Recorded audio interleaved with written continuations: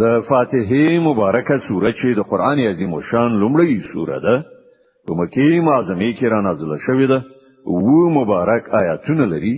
تلاوت او پښتو ترجمه یې له لومړی آیت څخه اوري اعوذ بالله من الشیطان الرجیم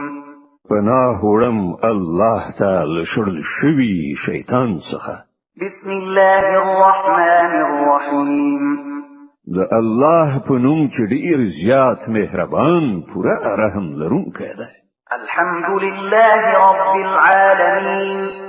ټول ثنا ستاینه یوازې الله لره ده چې د ټول کائنات رب دی الرحمن الرحیم ډیر زیات مهربان پوره رحم لرونکی دی مالک یوم الدین د جزا د ورځې مالک دی إياك نعبد وإياك نستعين اهدنا الصراط المستقيم صراط الذين أنعمت عليهم غير المغضوب عليهم ولا الضالين مونږ همدا ستا عبادت کوو او همدا ستانه مرسته غواړو مونږ ته سم لار وښیه د هغو کسانو لار چې تا پرې پیرزوینه کړې ده چې غوسه پرې نه ده شوې او بېلارې شوي نه دي